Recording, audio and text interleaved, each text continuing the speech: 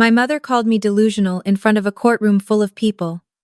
She stood up from her chair, pointed her finger at me, and said, "Your Honor, my daughter has lost her mind. She thinks she can destroy this family over a child's birthday party." Her lawyer grabbed her arm and pulled her back down. I didn't flinch. I didn't even blink. I just sat there and let her keep talking, because the longer she talked, the worse it got for her. But I'm getting ahead of myself. Let me start from the beginning. My name is Claire, and for the first 32 years of my life, I was the invisible daughter. Not the favorite, not the disappointment, just the one nobody really thought about. My sister, Vanessa, was the golden child. Prettier, louder, better at making my parents laugh at dinner. I was the quiet one who got straight A's and never caused problems, which apparently meant I didn't need attention. I learned early that in my family, being easy to manage was the same as being easy to forget. I became a forensic accountant. I know not exactly the career that makes people gasp at cocktail parties, but I was good at it. Better than good. By the time I was 28, I was working as a senior investigator for a financial oversight firm that got hired when corporations suspected internal fraud. I found the money people tried to hide. I followed the numbers no one else could follow. My firm had a quiet reputation in very specific circles, the kind of circles that included federal prosecutors and bankruptcy courts. Outside those circles, nobody knew my name. That was exactly how I liked it. Then I met Daniel. He was charming in the way that certain men are charming, all warmth on the surface, very little underneath. We dated for 2 years, got married fast, and I got pregnant faster. When my daughter, Rosie, was born, I thought maybe things would settle. They didn't. Daniel had a habit of making financial decisions without telling me. Small ones at first, a credit card I didn't know about, a loan he took from his parents. Then bigger ones. Then one morning I was reviewing our household accounts out of habit, and I found something I wasn't supposed to find. He had been quietly draining money into a separate account for 14 months. Not enough to trigger alerts, just enough to build a cushion. The kind of cushion a man builds when he's planning to leave. I didn't say anything. I went to work, came home, made dinner, gave Rosie her bath, and read her 3 books before bed like I did every night. And then I started building my own file. By the time Daniel asked me for a divorce, I had documented every transaction, every transfer, every lie dressed up as a wire fee or a subscription renewal. He sat across from me at the kitchen table, like he was delivering news that would devastate me. I listened to the whole speech. Then I slid a single piece of paper across the table, a summary, 2 pages, of what I had found. I told him he could keep the car. I would take Rosie and the house. He could have the rest of the conversation with his attorney. His face went through 4 different emotions in about 6 seconds. Then he got very quiet. The divorce took 8 months. It was not friendly.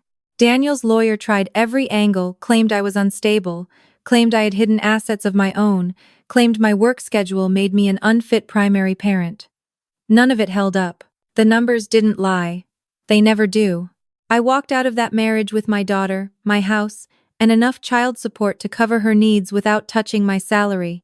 My parents, however, took Daniel's side. I don't say that lightly.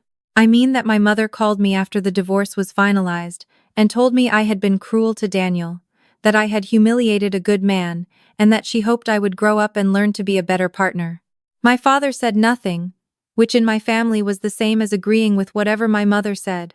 Vanessa, who had always adored Daniel, stopped returning my texts. I was cut out. Not dramatically, there was no big fight. No door slammed in my face. It was quieter than that. Christmas became a thing I read about on social media. Family dinners I wasn't invited to. Birthday cards that stopped arriving. I raised Rosie in a house where the grandparents she had on my side existed only in photographs. I told myself it didn't matter. I had my daughter. I had my work. I had a small circle of genuine friends who showed up when it counted. Rosie turned 4 in March. She had been talking about her birthday for 6 weeks. She wanted a strawberry cake. She wanted to wear her yellow dress. She asked me every few days whether Grandma and Grandpa were coming, whether Aunt Vanessa was coming, because I had made the mistake of reaching out 2 months earlier and asking if they wanted to be part of the celebration. My mother had said, and I quote, We'll try to make it work. I should have known what that meant. I sent a formal invitation anyway.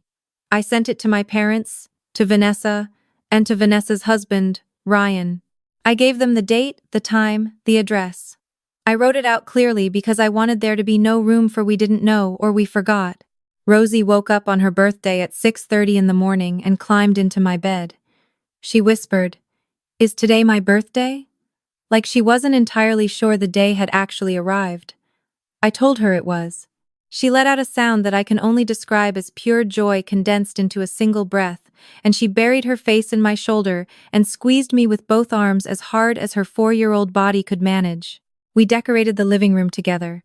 We blew up balloons and she insisted on taping them to the dog, who tolerated exactly 4 seconds of this before walking away with great dignity. We made the strawberry cake from scratch. She stood on her step stool and stirred the batter with total concentration, the tip of her tongue sticking out of the corner of her mouth. My friends Sarah and Marcus came with their kids. My neighbor Deborah brought a gift wrapped in paper covered in cartoon frogs because Rosie was going through a frog phase that had not let up in approximately 11 months. 3 o'clock came and went. 3:30. The guests my family had confirmed or sort of confirmed they would try to attend. I watched the driveway without meaning to. Rosie didn't notice at first.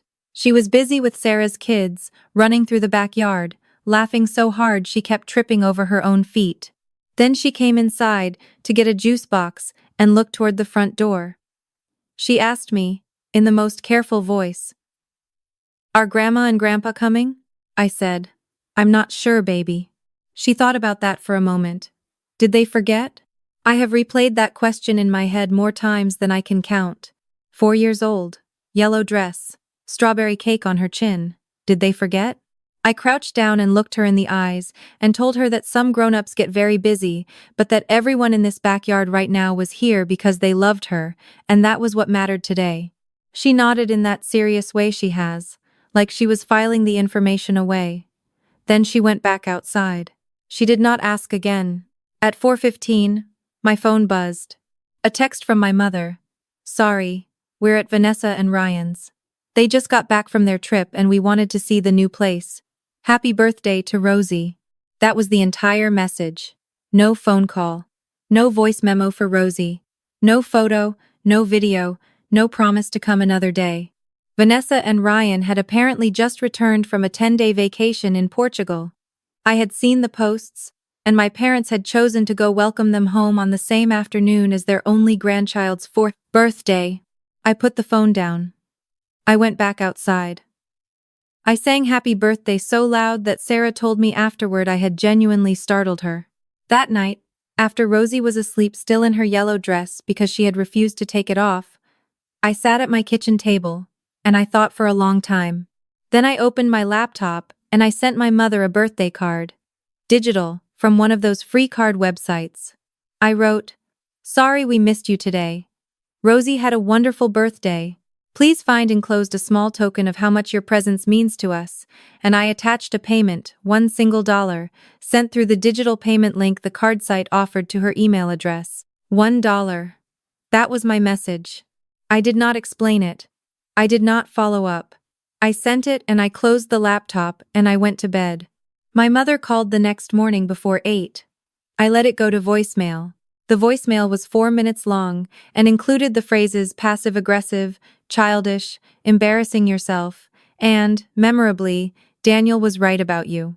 I saved the voicemail, labeled it, added it to a folder.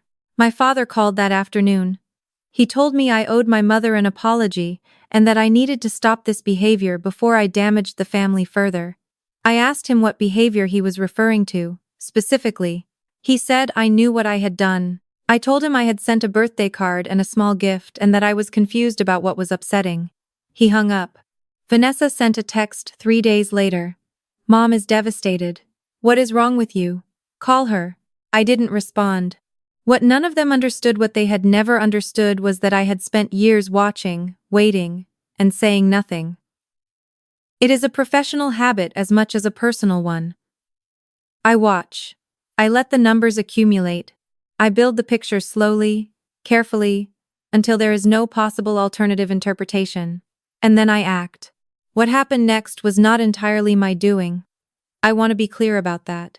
6 weeks after Rosie's birthday, my firm was retained by a federal oversight body to review the financial records of a real estate development company that had raised investor funds for a mixed-use development project that had quietly stalled.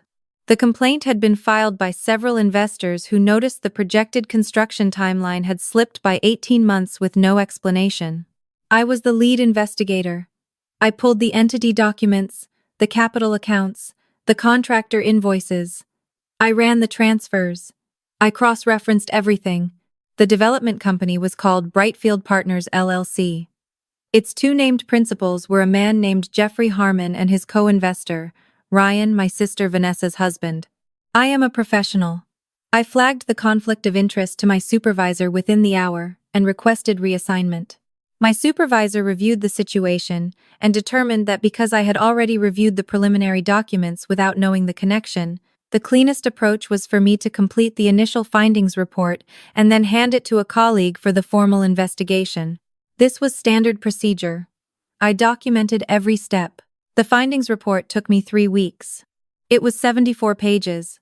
It was thorough, accurate, and devastating. Ryan and Jeffrey had not built anything.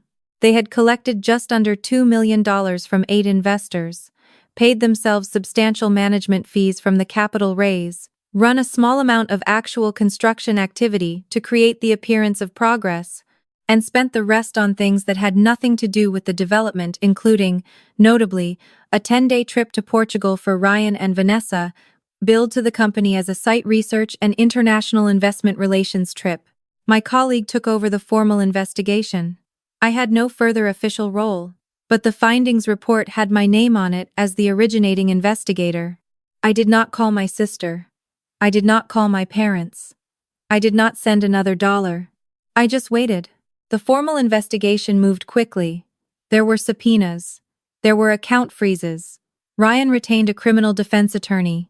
Vanessa, apparently, did not fully understand the scope of what her husband had done until the day federal investigators showed up at their front door, which was the same front door my parents had gone to visit, instead of attending Rosie's birthday party.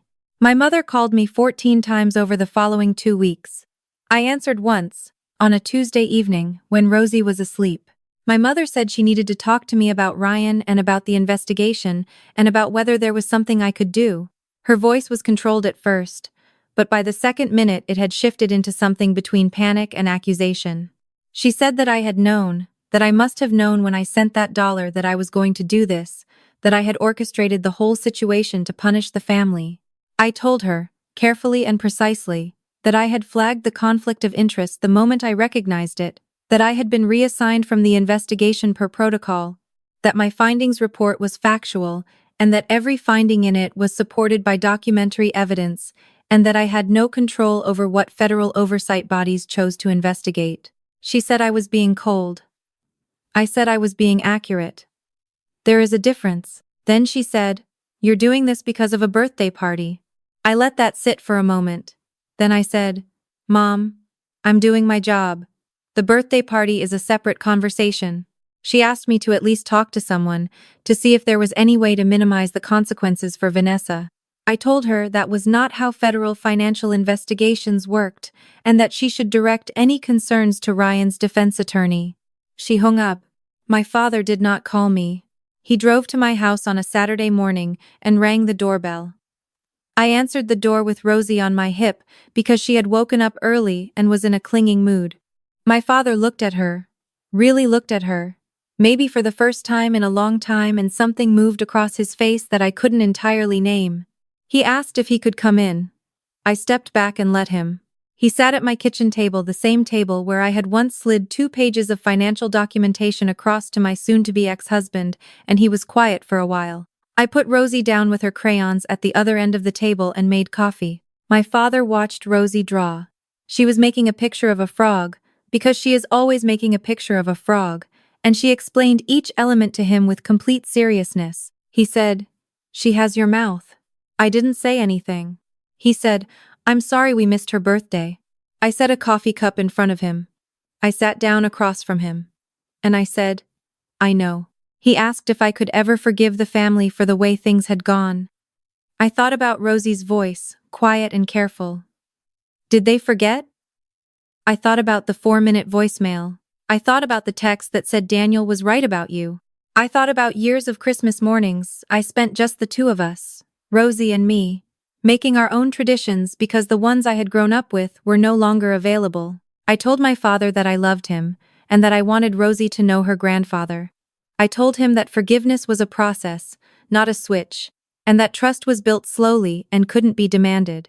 And I told him that I would not be spoken to the way I had been spoken to, not ever again, and that if my mother needed to say something to me, she was welcome to say it directly and respectfully or not at all. He nodded. He drank his coffee. He stayed for an hour and a half and let Rosie show him every single crayon in her box, one by one, including the ones that were broken and the one that had lost its paper wrapper and that she had renamed Mystery Color. He left without making any promises he couldn't keep, which was, honestly, the most honest thing he had done in years. Ryan's case moved through the legal process. He eventually entered a plea agreement. Vanessa had not known the full extent of what he had done. The investigation confirmed she had not been involved in the financial decisions, but she had benefited from the funds, and she spent a very difficult period dealing with the public and private fallout of being married to a man who had defrauded investors. Their new house, the one my parents had gone to admire instead of attending Rosie's birthday, was sold as part of the asset recovery process. My mother never apologized. Not directly. She sent a birthday card for Rosie's 5th birthday. A real one, paper, with a check for $50 tucked inside. She did not mention the previous year. She did not mention the dollar. She did not mention any of it. I let Rosie open the card. Rosie looked at the check with the deep uncertainty of a child who does not yet understand money, and asked if it was enough to buy a frog. I told her it was probably enough to buy several frogs. She said she only wanted one frog. I said that was very reasonable. I cashed the check and put it in her savings account. Rosie's 5th birthday party had 14 kids, 2 dogs, a bubble machine that Deborah brought without being asked, and a frog-themed cake with green frosting that looked alarming and tasted extraordinary. My parents came. Vanessa did not, which was a conversation for another time and another year. My father chased Rosie around the backyard until he had to stop and put his hands on his knees and catch his breath, and Rosie patted him on the back with great sympathy and told him he should probably eat more vegetables. I watched from the back porch with a cup of coffee going cold in my hand. The yard was full of noise and running children, and someone had let the dog into the bubble machine and the dog was not handling it well. The afternoon sun was coming in low, and everything had that golden, slightly chaotic quality that good days have. I thought about the dollar I had sent. $1. The most efficient communication of my career, and I do that professionally. I thought about what my mother had said, "You're doing this because of a birthday party."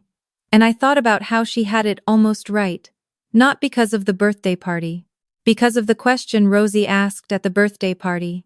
That small, careful, heartbreaking question that no 4-year-old should have to ask. The answer to that question was, no, they hadn't forgotten. They had simply decided she didn't matter enough that day. And there is a version of my life where I let that go, where I stay quiet and absorb it and file it away and move on. But I have spent my entire career following money that people tried to hide. I know what it looks like when someone underestimates what the quiet woman in the room already knows. I know what it looks like when someone assumes that because you haven't spoken, you haven't noticed. I notice everything. I stood up from the porch steps and walked into the yard, and my daughter saw me coming and ran at me full speed, arms out, completely certain I would catch her. I did. I always do.